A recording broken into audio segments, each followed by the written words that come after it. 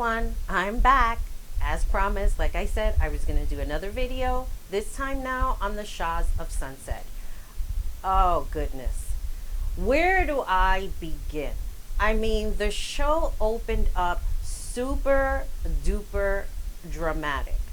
You had Reza yelling at MJ, saying all of these things about her. MJ in ICU after she had her baby, and there was all these complications that came with, you know, her giving birth to Shams, which was really awful and scary. Tommy losing his mind, going and making a mess out of everything that was going on. The garden that Reza and Adam have, I mean, he just trashed it. I know that Reza and Adam have been working on building up their backyard and their garden and all of this stuff. Destiney in the middle of it because she's friends with Ali Ashuri, and MJ's friends with Ali Ashuri, and she found out this information and brought it back to Reza. Well, first she brought it to Mike, and then they had a conversation with Reza, which led Reza to calling up MJ, apparently while she was in ICU after she had the baby. How she answered the phone, I don't even know. I mean, when you're in a bed like that and you're out, apparently this is the way the storyline goes. And I wrote this in my blog on Maribel Blue Unfiltered, which I need to update, but I have to tell you, I've just been doing so much stuff that I really have to make a commitment, like an hour each day of everything that I'm working on, just so that everything continues to, you know, have content. So Mike, who is in his own glorious relationship with Paulina, he's in love, he has his own projects that he's working on. Nema is going through this whole anger issue with his mom, and Gigi is going through this whole IVF.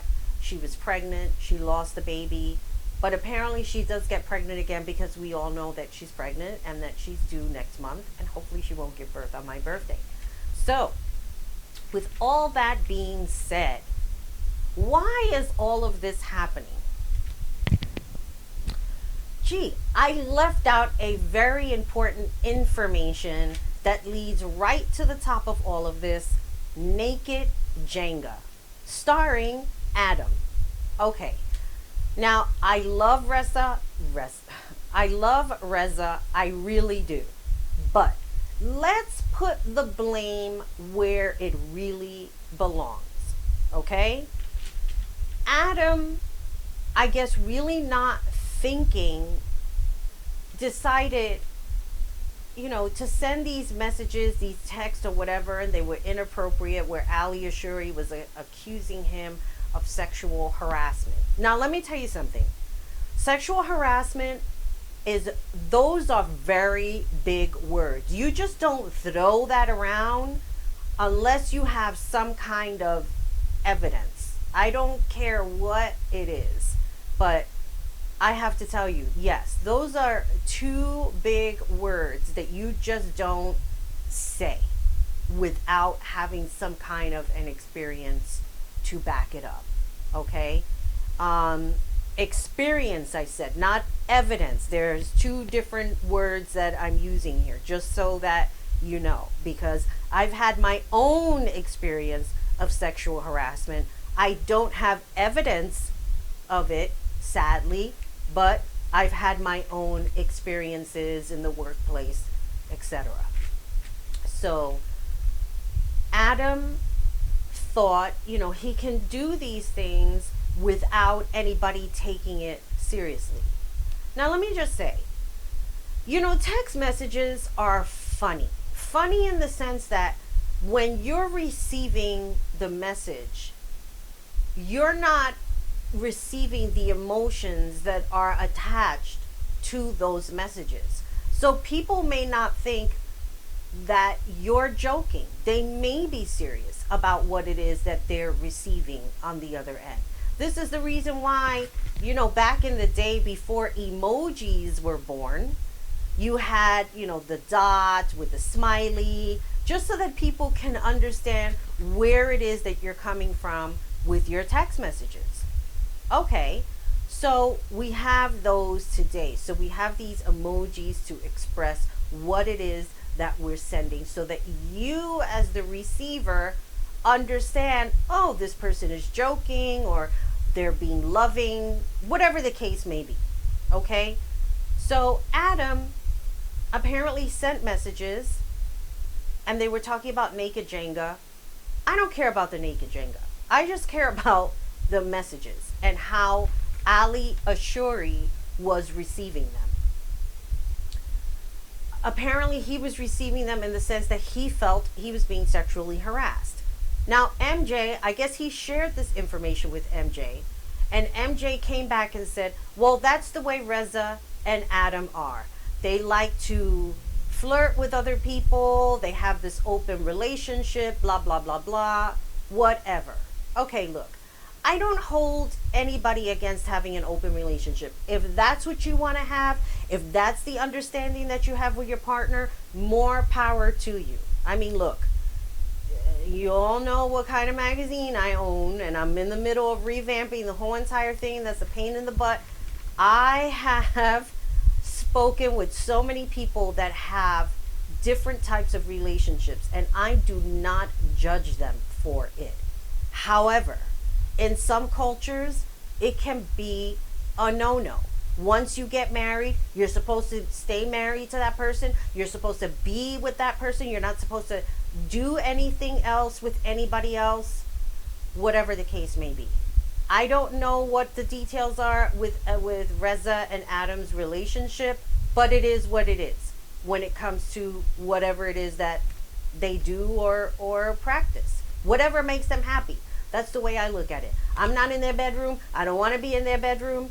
And whatever makes them happy is all that should matter. However, this whole thing has now exploded where other people have gotten involved. Now, I have to fast forward to the recent episodes. Now MJ has been going out with the cast and, you know, just expressing her apologies because she had a meeting with Reza. Reza was hysterical crying. My thing is, it's like once the waterworks happen, you want people to feel sorry for you. Okay? Reza, I love you, but you got to turn off the waterworks. Take responsibility where the responsibility is supposed to be. Look at your husband, Adam, because everything that's going on is because of these text messages that came through. Why is Destiney in the middle of it? At first I was like, no, this is Destiney's doing, it's her fault, blah blah blah, all this stuff. Now of course, as the episodes went on, you started to see that Destiney, in my own personal opinion, is being used. Okay, why was she sitting there with MJ, and then all of a sudden Ali Ashuri comes in and she's sitting there like a deer in headlights? Because boo boo, you were set up. Okay, MJ, I don't know what MJ's issue is, other than I think it's sad that a friendship that she's had with Reza, what are they talking about, like a 30-year friendship? How do you throw that away?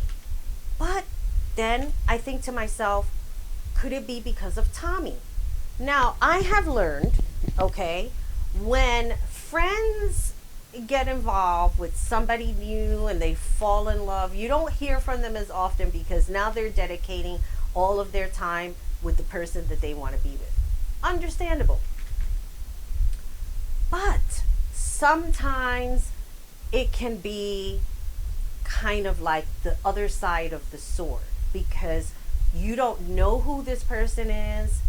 They could be changing your friend into someone that you don't recognize. And who knows, maybe Tommy came into MJ's life and now she changed to an entirely different person. Maybe in their discussions, maybe Tommy had all of these opinions to say about Reza, about Adam, about Gigi, or whoever the case may be. And MJ sat there and said, you know what, Tommy, you're absolutely right. And then the tables turn. Look, we don't know what's going on behind closed doors. We just know what's being edited for us to to watch. Because think about it. When they were in Hawaii, for some reason, I was watching that beer can, okay? The beer can was set up on the side of the bed, and then all of a sudden you cut, and MJ's holding the beer can when MJ and Reza were having a conversation, and then there's a drink there, and no more beer can.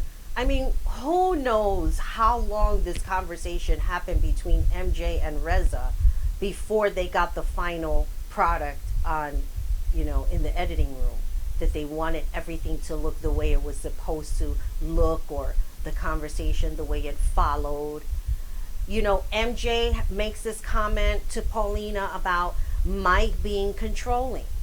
And then, of course, they backtrack and they show video clips of when Mike was with Jessica and he was telling her no, how he didn't want her to be a part of the reunion or express or talk or what have you.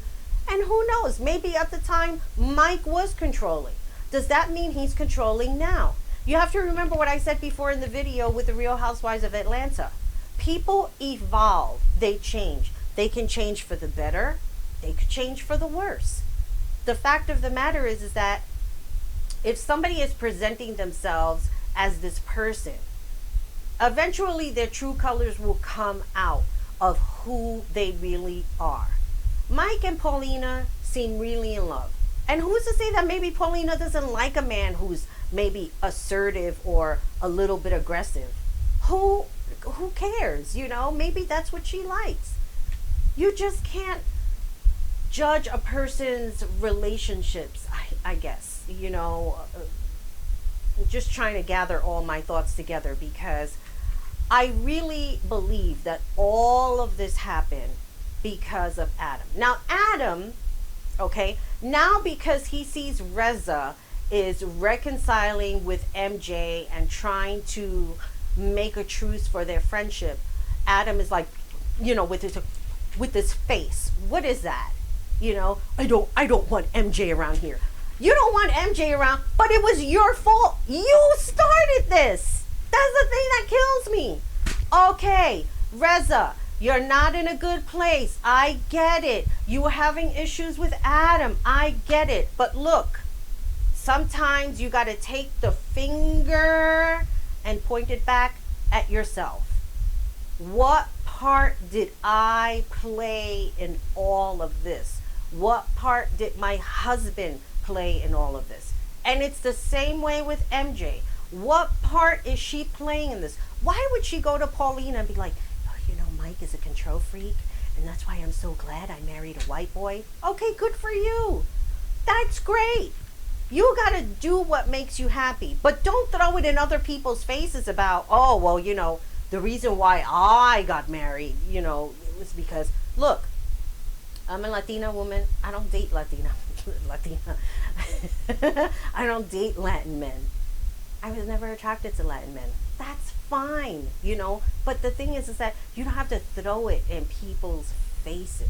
You know what I mean? It's just like, have some class about it. There's nothing wrong if you want to date outside of your race. Look, MJ, I like white boys too. It's fine. But you don't see me going around saying, I am so glad.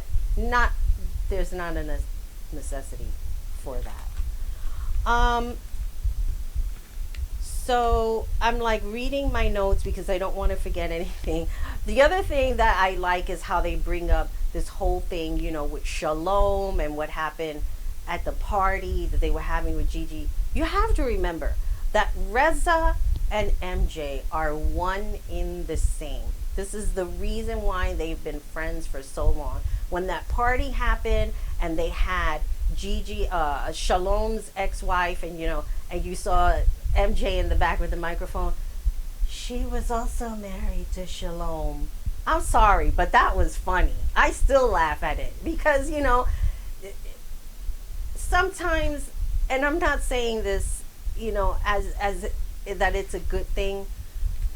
Sometimes friends are the ones who hurt you the most because they are the ones who know you the most. Not that they love you the most, but that as the years have gone by, they have gotten to know who you are, what makes you upset, what makes you happy. You know, when you get to know people, you become vulnerable day after day. You're letting people in little by little. So, you know, when Reza and MJ did that, you know, they were not in a good place with Gigi.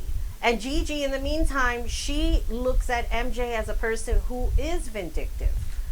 But everybody's being vindictive to each other.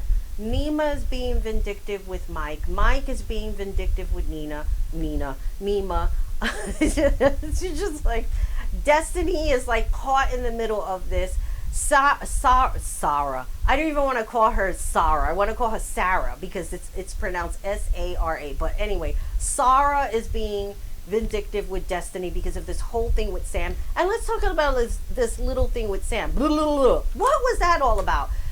And why are you doing a party for a booty call? I mean, it's like, if he's been a booty call for 3 months, why are you going out of your way having a party for him?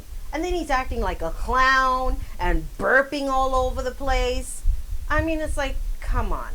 For me, I felt like Sam was saying, I don't want to be with you anymore. I'm done with this booty call. So now I'm going to act like a clown so that you could break up with me. Because I don't have it in me to break up with you. And you know, it's a man's world in that sense. Some men don't know how to say, listen, it ain't working out. I don't want to be with you anymore. I think you're a cool person, but I'm not feeling it anymore. I don't know why men can't just say that. You know, it's like, why is that so hard? But that's a whole other story. Destiney, I'm glad that you're getting it together. Stop letting people use you. Don't cry about your father anymore, because I don't want to even go back to that. Because we're already dealing with it with Nema. Because he's crying about his father. He's crying about his mother. He's reading letters to the therapist. What can I say? So, those are my thoughts with the Shahs of Sunset. Anything that I have forgotten, of course, I'm going to write it down in my blog.